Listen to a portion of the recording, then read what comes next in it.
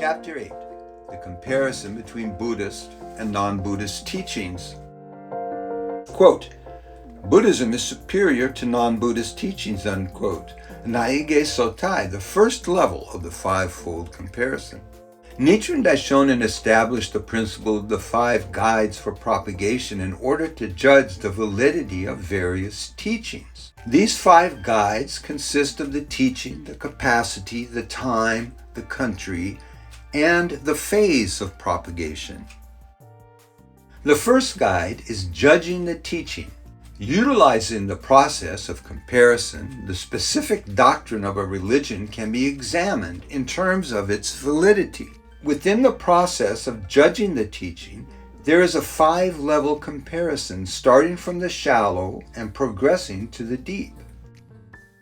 This doctrine is called the, quote, five-fold comparison, unquote. It comprises of the comparisons between Buddhist and non-Buddhist teachings, also known as the, quote, inner, unquote, and the outer, unquote, the Mahayana and the Hinayana Buddhist teachings, the true Mahayana and the provisional Mahayana, the essential Honman and the theoretical Shakuman, and the sowing and the harvesting.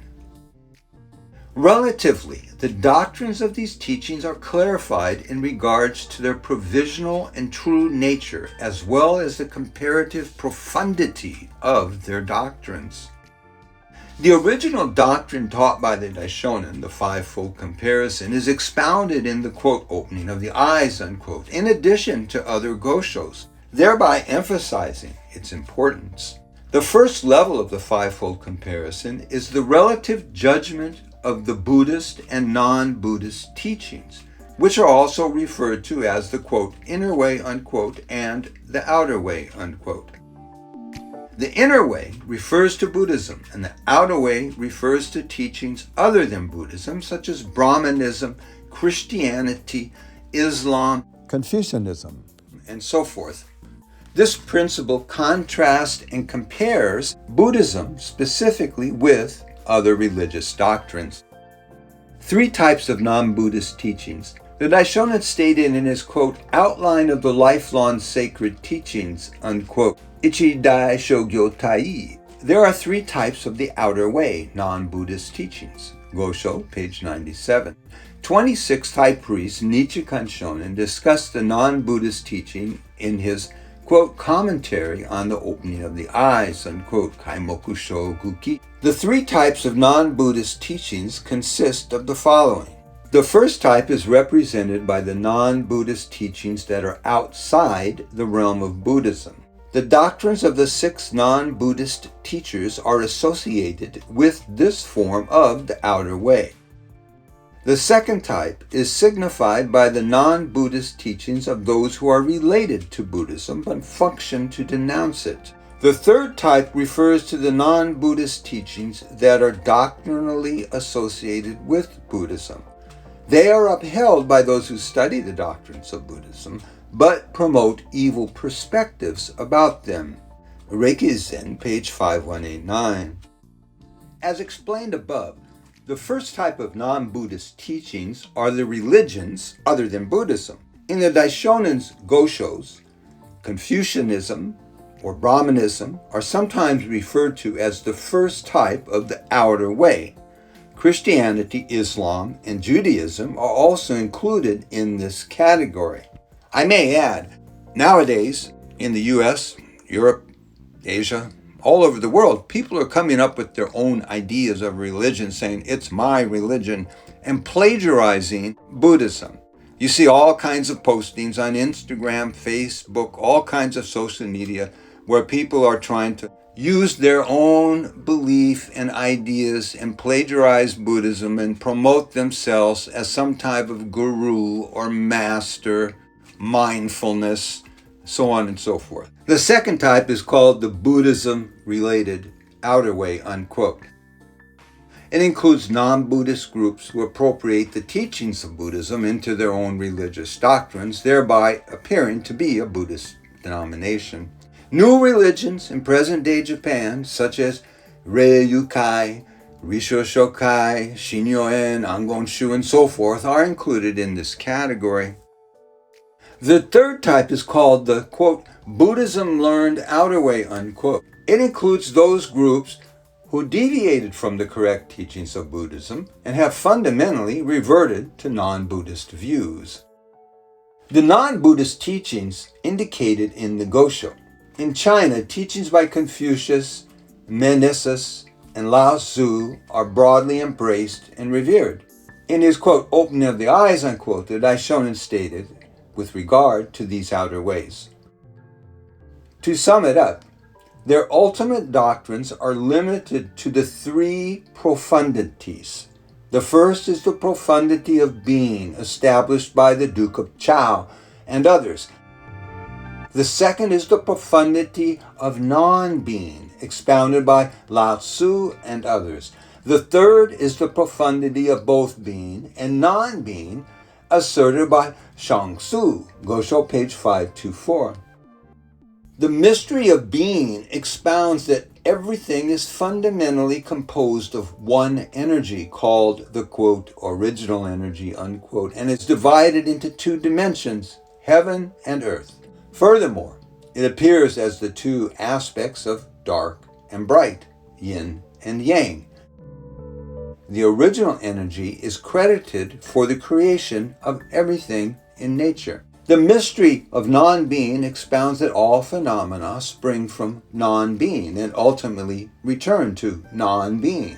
The mystery of both being and non-being expounds that nature is the only origin and is beyond the concepts of both being and non-being. The Chinese scholars of the time, using the doctrines available to them, appropriated and incorporated several characteristics into their teachings. They taught the importance of repaying one's debt of gratitude, adhering to virtues that nurture an individual's character, and protecting one's family. They also made doctrinal references in relationship to governing the nation. Of these Chinese non-Buddhist teachings, the Daishonin stated in the, quote, opening of the eyes, unquote, though they skillfully established doctrines, they understood neither the past nor the future. It seems as if they only grasped the present. Gosho, page 524.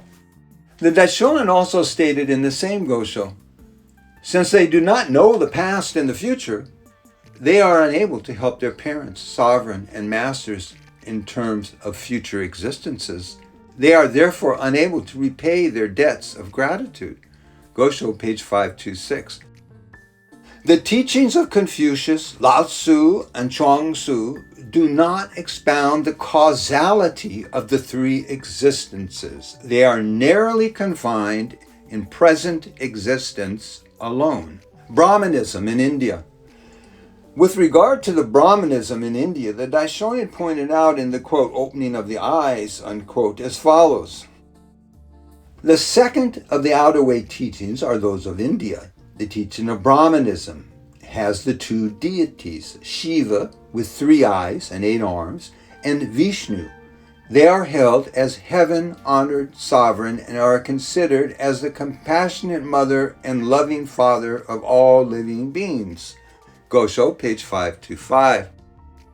According to the teachings of Brahmanism, a god called Vishnu existed in the universe and is credited with the creation of all phenomena. Space is his head, and earth is his body, and all the water his urine. Furthermore, the entire universe is Vishnu heaven itself, and therefore worthy of reverence. In Brahmanism, the theory of causality is based on the teachings of the several non-Buddhist teachers. The 4 main viewpoints were 1. Causes produce effects. 2. Causes do not produce effects. 3. Causes both do and do not produce effects. 4. Phenomena appear without causality. Following is a brief description of each of these schools of thought. Causes produce effects. This theory is indicative of the outer way of the non-Buddhist teacher Kapila. Based on his theory of cause and effect, he taught that each phenomena contains within its inherent character an inherent effect. Using the example of a sunflower seed, he proposed the theory that the seed, the cause, itself already contains the characteristic of the blossom. However, he goes on to state that the seed is independent of those causes which precede the blossom, and that water, sunshine, and the maturing of the plant conditions have no connection to the seed itself. B. Causes do not produce effects. This theory is indicative of the outer way of the non-Buddhist teacher Ulunka, and expounds the theory that causes do not have effects. He explained that causes are divided into three categories: combined causes, non-combined causes, and supplemental causes. Ulunka argued that a single effect could be produced by a variety of causes. Also using the example of the sunflower, this viewpoint taught that the seed of the sunflower does not contain within itself any of the contributing factors that lead towards blossoming. External causes, such as the water, sunshine, make it possible for the sunflower to bloom. Furthermore, these external causes may be further influenced by yet other external factors under different circumstances. His belief was that causes are simply causes unto themselves, with no connection to any effects, and that similarly, effects are nothing more than effects unto themselves. Causes both do and do not produce effects. This is the doctrine of the non-Buddhist teacher, Rishaba, and also identified as the theory that, quote, causes may or may not have any direct connection with their effects, unquote. This theory may be viewed as somewhat of a compromise between two previously elaborated theories. Rishaba stated that the seed of the sunflower may or may not contain the essential, quote, factor, unquote, to bloom. He also added that the seed might possibly change into other forms dependent upon external dynamics, such as its environment. Phenomena appear without causality. This doctrine is called the outer way of naturalism. Its basic premise is that all phenomena in the world naturally appear and disappear without any cause at all.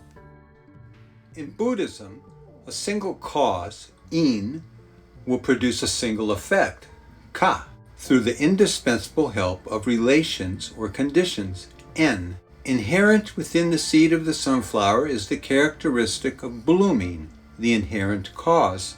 However, a relationship or condition, such as water, sunshine, etc., is necessary for the effect, the bloom, to manifest. Compared with the Buddhist teaching of cause and effect, it is quite clear that these ancient views on causality as taught in China and India are one-sided, partial, and imperfect.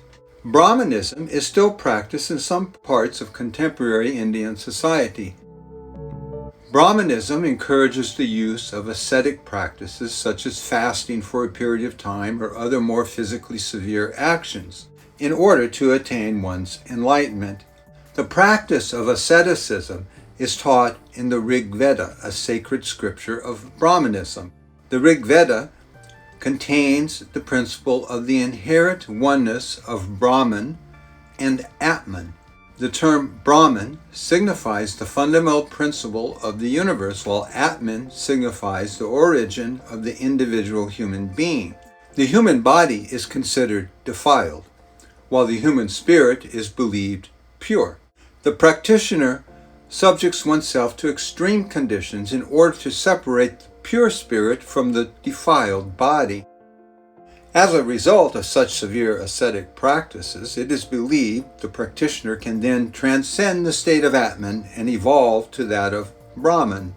With regard to the ascetic practices of Brahmanism, Bodhisattva Nagarjuna criticized Brahmanism in his, quote, Great Wisdom Treatise, unquote, nearly 1800 years ago in India as follows: various practices like these are deviations from the correct way. During the time when Shakyamuni made his advent in India, among those who practiced Brahmanism, there also emerged the, quote, 95 schools, unquote, as exemplified by the 6 great masters. These newly established schools were noted for having created their own specific doctrines, irrespective of the established doctrines of the time. The Daishonin commented on these outer ways as follows: "However, those of the 95 outer ways have never escaped the cycle of birth and death without exception, irrespective of their characters, whether good or evil." Gosho, page 525. Therefore, one cannot attain enlightenment through the various non-Buddhist teachings. The practitioners will adhere to incorrect thoughts and beliefs, and as a result, will finally descend into the evil paths. Christianity, Islam, and other monotheistic religions. Christianity, Judaism, and Islam revere the concept of an absolute deity. This deity is credited for the creation of the universe. According to Christian doctrine, Jesus Christ was conceived through the union of mortal woman and a deity, God the Almighty. This established the identity of Jesus Christ as the Son of God.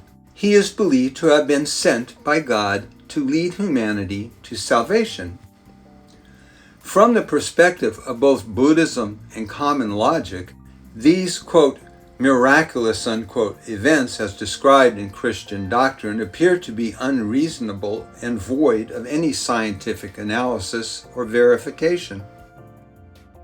Galileo was suppressed by the Catholic Church because he supported a heliocentric theory which went against the geocentric theory expounded in the Christian Bible.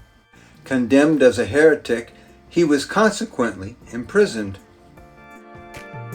Throughout history and up to the present, there have been many within the scientific, scholastic, and religious communities who challenge basic tenets of Christian doctrine. In Judaism, God is the creator of the world and is revered as the absolute and sole deity. Within Judaism is the doctrine that its believers are the sole people chosen by God through a specific covenant. One can therefore surmise that this teaching implies a form of elitism, which can be biased and self-serving. All of these religions equally insist that their particular deity created all phenomena. However, the fundamental question of how God ever came into being is never presented nor satisfactorily resolved. None of these religious doctrines expounds the reasonable, tangible, and scientifically validated theory of causality and therefore can be characterized as imperfect or incorrect. The fundamental differences between the inner way and the outer way.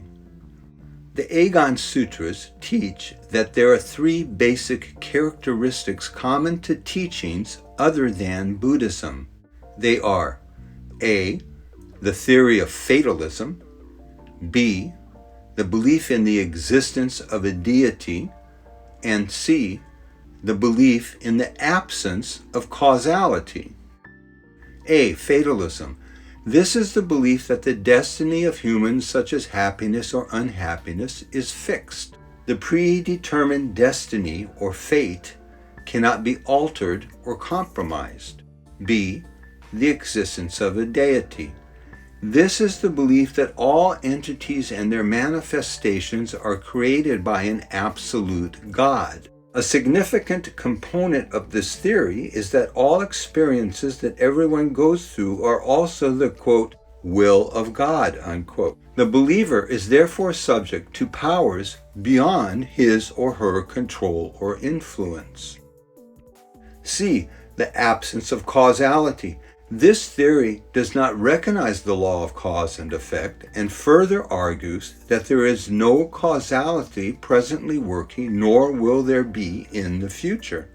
In contrast to the three doctrines mentioned above, Buddhism expounds that every phenomena in the universe, including human existence itself, exists in accordance with the laws of cause, yin, relations, en, effects, ka, and results, ho.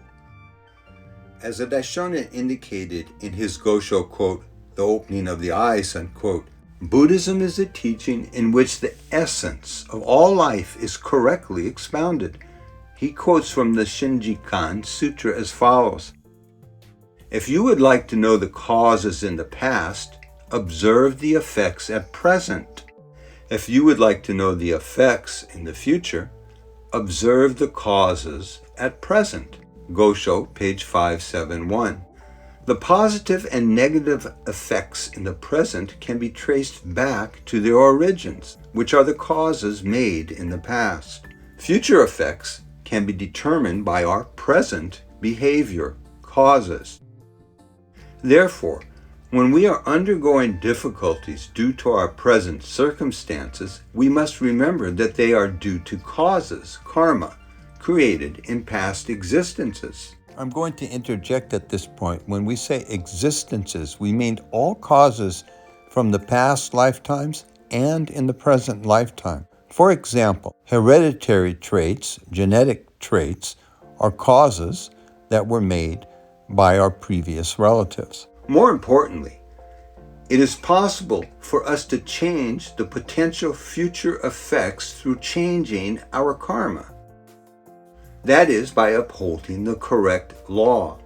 We can eradicate our evil karma created in past existences and accumulate good fortune for the future. We will be able to enjoy life in this present world. Many non-Buddhist teachings expound that one's fate may be fixed, and accordingly one cannot alter that destiny. For those who believe that everything is predestined by a, quote, divine will, unquote, there is absolutely no reason for anyone to make any efforts at all.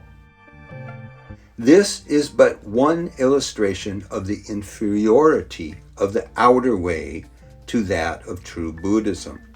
There are many people who have no interest in any particular religious doctrine. They are busy enjoying their present circumstances in this lifetime, but they are also denying the profound and proven law of causality, and therefore are indirectly creating negative causes towards their future existences. In summation, the Daishonin taught that the doctrines of Buddhism are superior to the doctrines of other religions. However, as will be demonstrated in the next 4 levels of the fivefold comparison within the realm of Buddhism, Nichiren Shoshu is the foremost and superior teaching.